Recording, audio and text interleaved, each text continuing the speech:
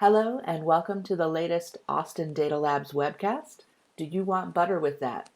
Our speakers today are Hamish Keston, our Senior Vice President of Dairy, and Robbie Turner, our Director of Optimization Solutions in Europe. I'll kick us off real quick. I'm curious, why did we decide to call the webinar, Do You Want Butter with That?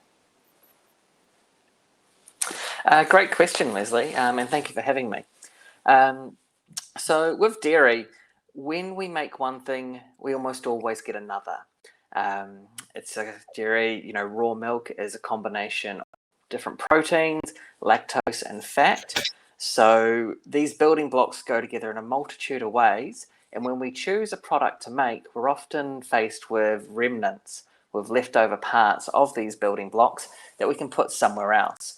For example, if you want to make skim milk powder, you take the protein, but you're left with the fat. So it kind of comes from the idea that when we choose one thing, we're going to get another as a result of our choice. And in this case, what do you want that other thing to be? And this needs to factor in our decision making, which we're going to discuss a bit further when we talk about stream returns. But before we kind of delve into it, Hamish, you've been in the industry for quite a while now. Sorry, and what's kept you in the industry for so long? Yeah, good question, Robbie.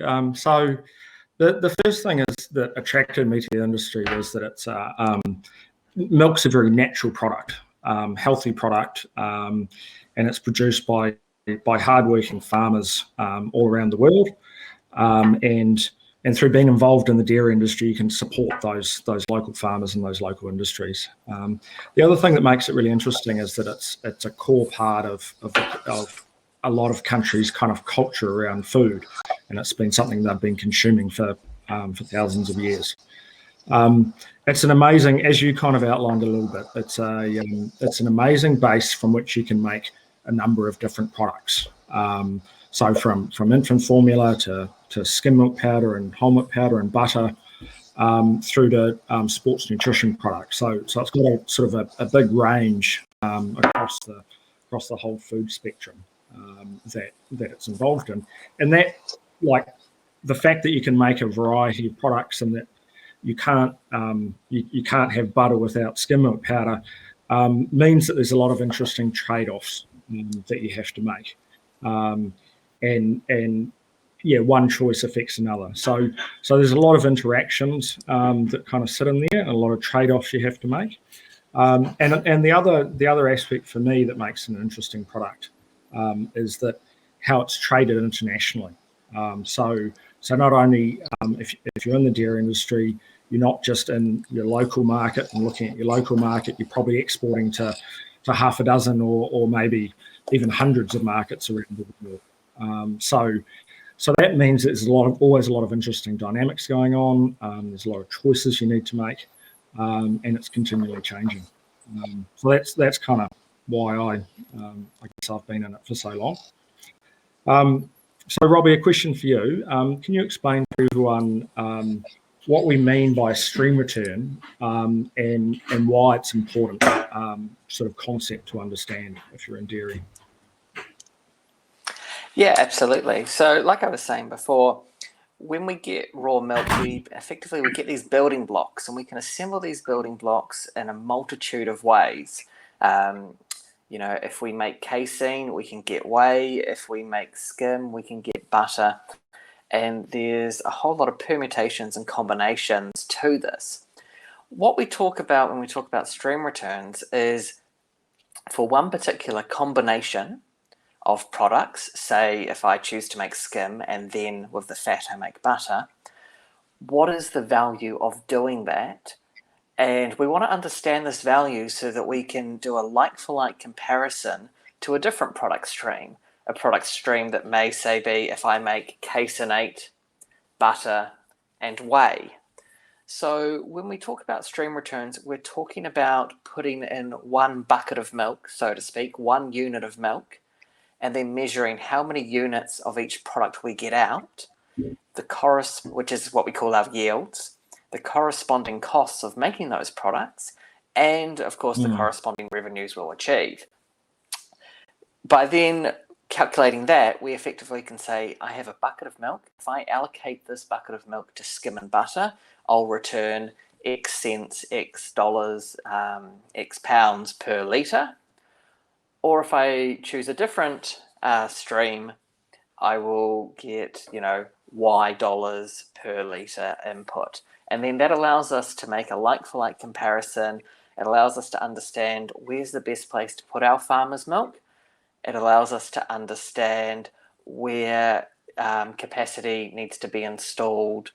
It allows us to understand why milk is going to certain streams, why we're seeing certain trends in the market, why there is a shortage of something, why there is a surplus of something else. And to me, this is one of the things that I think is not necessarily that well understood outside of people who touch dairy optimization on a day-to-day basis. But I'm curious, Hamish, you've been in the industry for quite some time. What do you think the most difficult thing is for people new to the industry to grasp?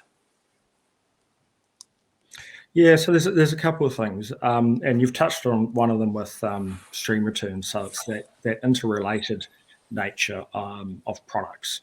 So how you talked about in the first question about explaining the title of do you want butter with that you can't have butter without skim milk powder. So I guess continuing the analogy of our title kind of thing, you basically, like, you can't just go to a drive-through and order a hamburger. You've got to actually order a combo. So a stream return or converting a bucket milk, you end up making a combo. So you get fries, you get a burger, and you get a drink, and you get them in particular proportions, and those proportions are fixed. And so then that means when you're going out there and selling dairy products, if you're a manufacturer from liquid milk, you have to sell all of those products that come out of that stream, and you have to sell them in the proportions that is essentially kind of predetermined by the stream returns or the conversion production cycle. The other one that often gets people is we can't just dial up like more product within the season.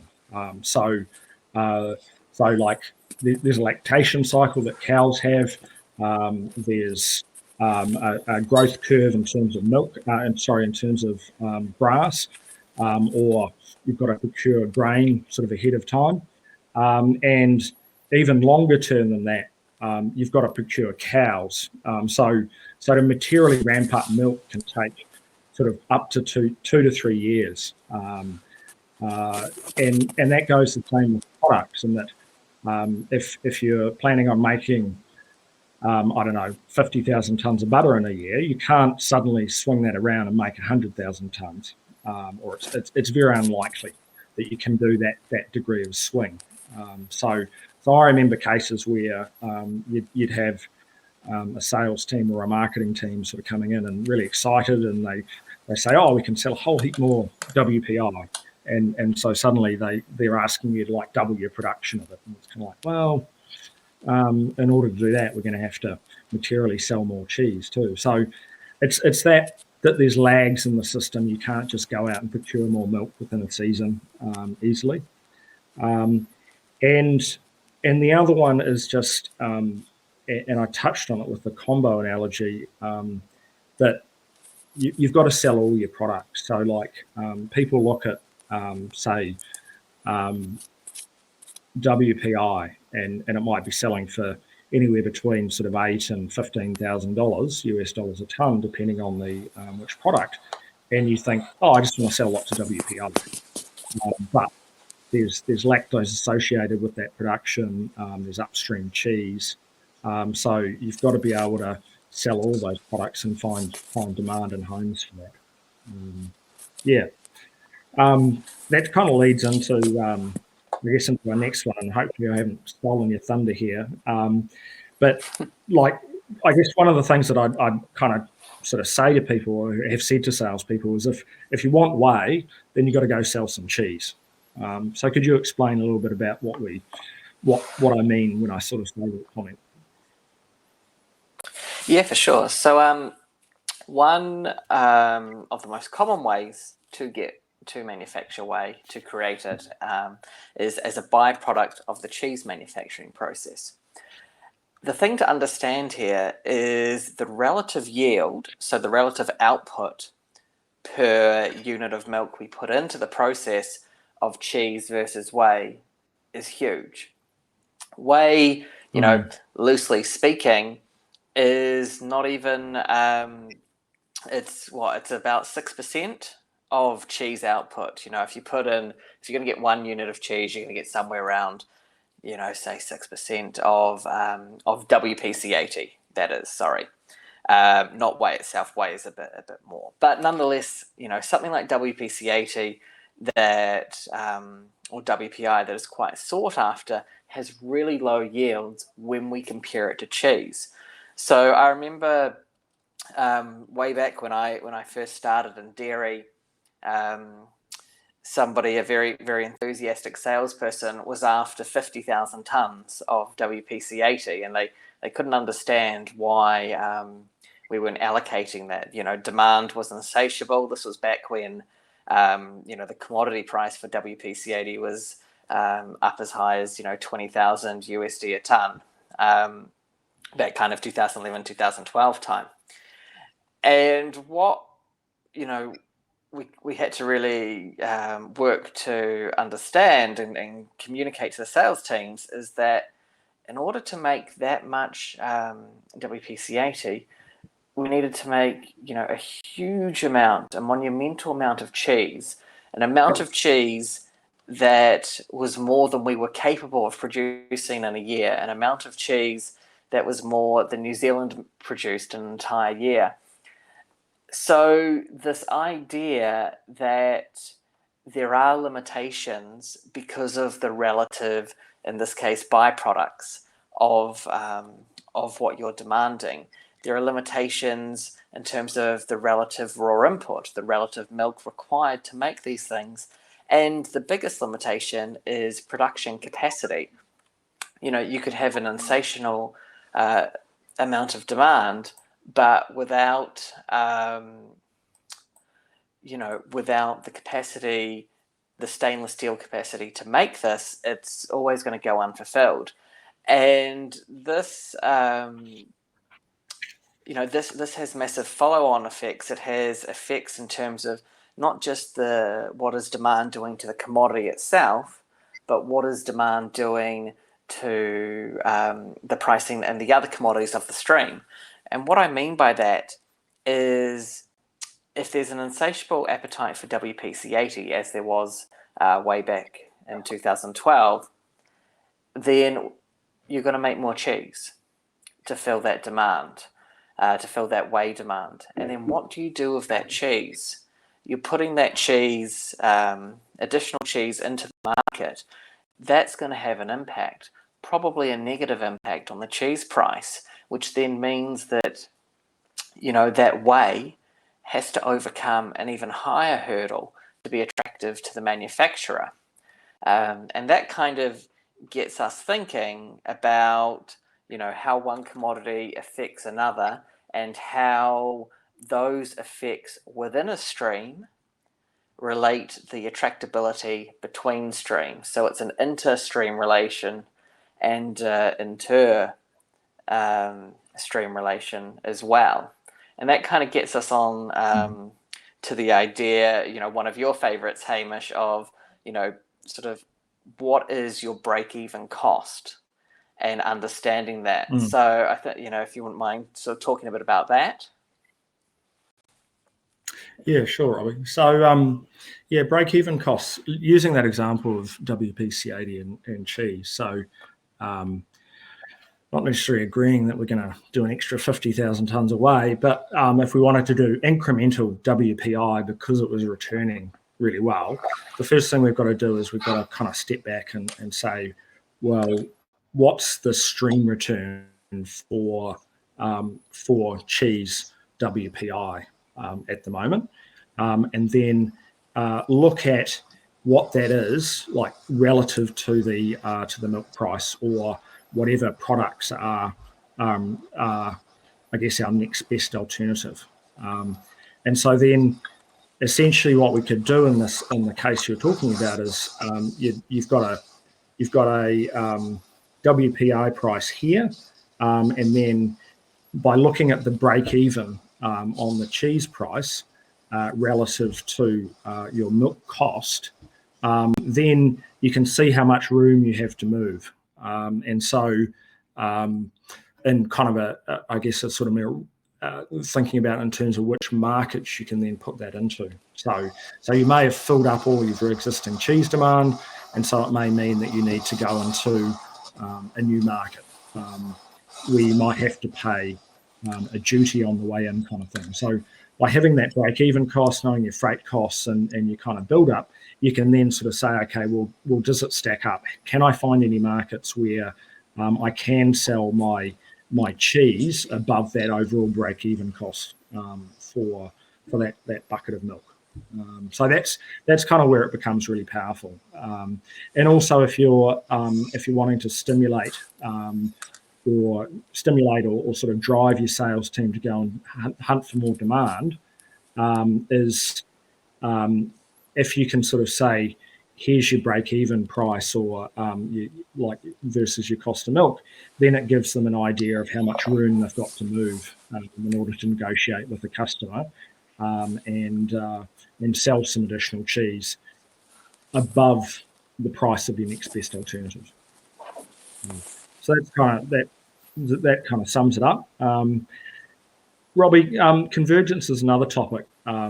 Important topic to understand. Can you talk about what we mean by that when we talk about convergence? Yeah, absolutely. Convergence is one of my favorite topics, and I think it's one that's not necessarily given kind of the attention it deserves. When I'm talking about convergence, when Hamish and I talk about it, it's the idea that at the end of the day, you're putting one thing into a system, into a black box, and you're getting multiple things out. But, if one of those multitude of things is much more attractive than the others, then the system's going to recalibrate. And this is what we call convergence.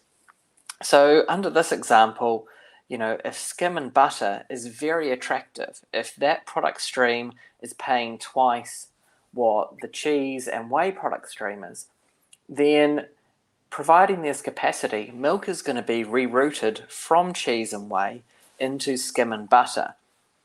And you're going to continue to put more milk into skim and butter and take milk out of cheese and whey. And in doing so, that's going to cause the market to converge. There'll be more skim and butter produced.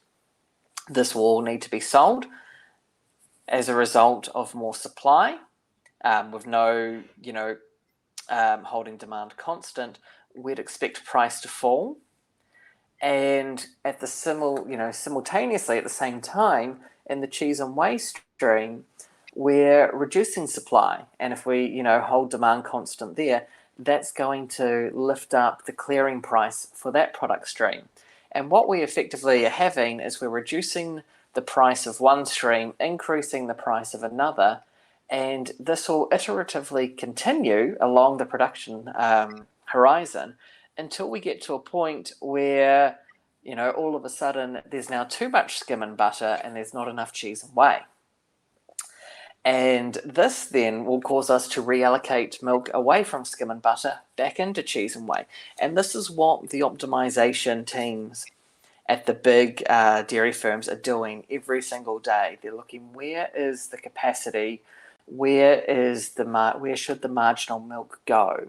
And they'll continue to reallocate this until, the entire stream is equal to the other set of streams out there. So it's not just, if there's demand for skim, we'll make more skim and we'll make more butter and there'll be a relationship there. It's that relationship as well as the relationship of more or less cheese, more or less whey. And it's the dynamics between all the streams, because they're all linked by the same building blocks, they're all linked by that input of milk, that causes convergence. So that's what I would call short-term or tactical convergence. And what I mean by that is within the scope, within the space of one production season, 1 year, or in the near future when we can't really increase milk, so maybe even over the course of a couple of seasons, the streams will converge as best they can, and they'll do so until they're limited by capacity. So, for example, back in 2011, 2012, WPC 80 was worth a lot. Today, it's been commoditized. Today, sometimes it's sold for less than the protein equivalent of standard sweet whey powder. And the reason why this is that over the longer term, when milk and assets are no longer fixed, we can build a new asset over the course of a year, 2, 3 years. Those streams that persistently return higher, so if we think about, the WPC 80 stream of the early 2010s, that persistently returned, supernormal profits. So that's where the investment, gets directed.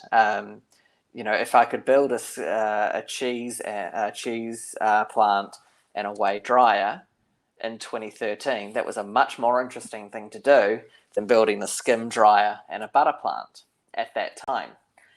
And so when we talk about convergence, we can also talk about it in a dynamic sense, and that over the long run, over the longer horizon, there will be investment in the product streams that return more. So streams won't only converge within a season, moving the marginal milk around as capacity allows. Capacity will also adjust over the longer horizon, such that, on a 10-year, 20-year planning horizon, I don't think it would be the best thing to think about cheese or butter or whole milk powder. It'd be to think about milk as a whole and what is the return as a whole, because there will be convergence. Now, obviously on a day-to-day basis, markets, are slightly imperfect. Demand signals don't get translated, capacity issues persist. So streams will always be out of equilibrium in the momentary sense, but they will always converge. And if we look at streams over the long term, they always do converge. And the producers who have flexibility within their production systems are the best at capturing this. Those who can only do one thing, say, you are a small producer who just makes skim and butter, then you're at the whims of the market in this case. Those who can do skim and butter and then also cheese and whey, they can switch between the two as time dictates. And if they find that cheese and whey or skim and butter is persistently a better returner over a multitude of seasons, they will then, see that as an investment signal and invest further in that. So convergence is both kind of how streams come together in the short run and how they come together in the long run. And I think a good kind of case to call out of this, a real case to call out of this in terms of how they come together in the short run, is if I think about kind of 2017 European butter prices.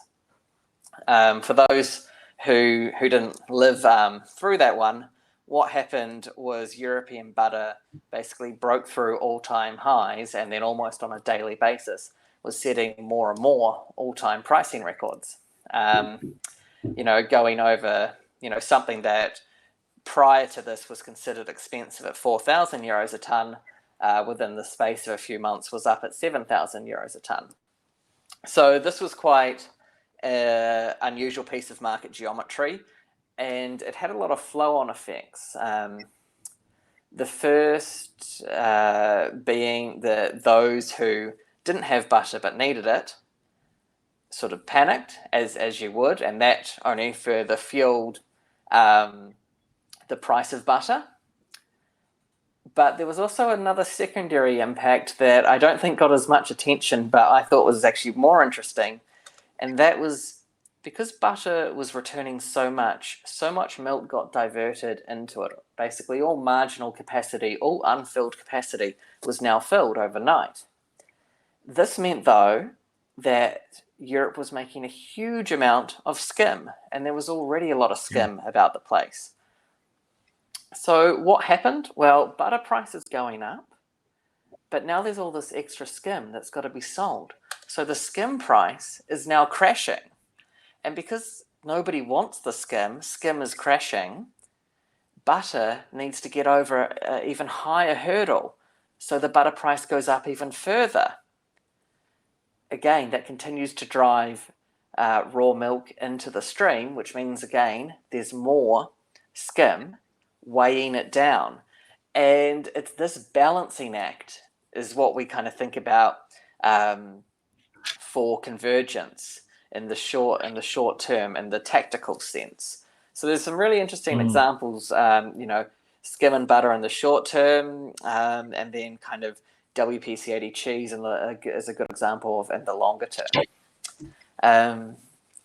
But I guess that kind of, sort of talks a bit about what optimization teams are doing, what they're looking for on a day-to-day basis, what they're looking for, across seasons when they're making, their decisions as to how to allocate milk. But Hamish, from your perspective, what do you see as the most important factor for dairy, for a dairy firm when looking at ADL? What do you think makes Austin Data Labs stand out within this context for dairy? Okay. Yeah, no, thanks, Robbie. And thanks for that explanation around convergence.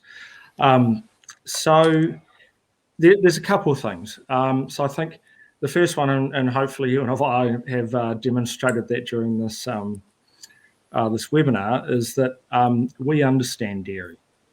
Between the two of us, we've got sort of well over 30, 35 years of dairy experience under our belts.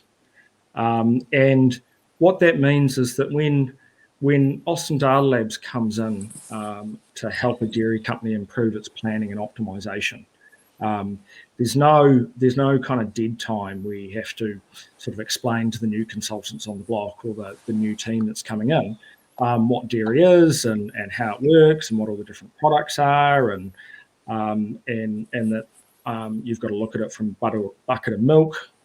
You've got to look at the interrelated products. So all of the things that we've kind of talked about, we already understand that, and that logic has been built into to Austin Data Labs platform.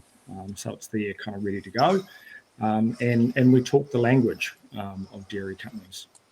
Then two other kind of the next kind of, I guess, important sort of aspect is, so as we know, there's seasonality to milk, and across the season and through, and basically as the lactation cycle goes throughout the year, the fat and protein in milk changes. So that means that you need to have essentially kind of a different recipe every month, or even within each region across every month, to make the same finished goods. So your whole milk powder, for instance, stays at the same fat and protein throughout the year, but your incoming milk, the fat and protein is changing. So you need to adjust the ratio of fat and protein throughout the year. And that's something that we call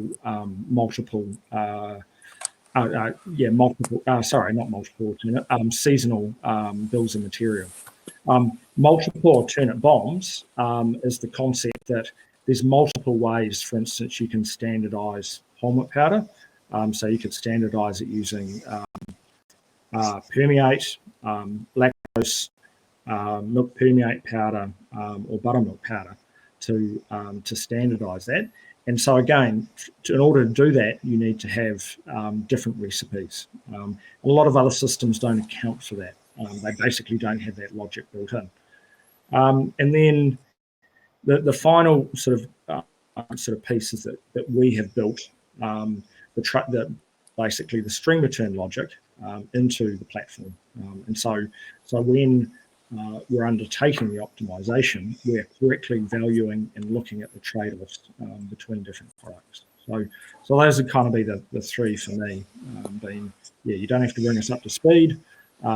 We account for seasonal variability, and we evaluate the trade-offs correctly.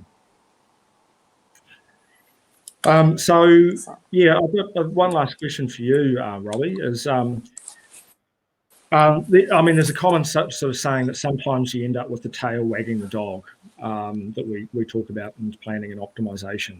So essentially how byproducts can dictate production. Could you just outline what we mean by that when we say that? Yeah, absolutely. So when I first started in dairy a long time ago, we would talk about product streams as the base product and the byproducts. So we would talk about a whole milk powder stream, and we would talk about whole milk powder butter versus whole milk powder AMF, butter being the byproduct under the first stream, AMF being the byproduct under the second stream. And what can happen in dairy, because again, it's a set of building blocks and it's a question of what building blocks both the market wants and that the capacity dictates can be arranged in a certain way.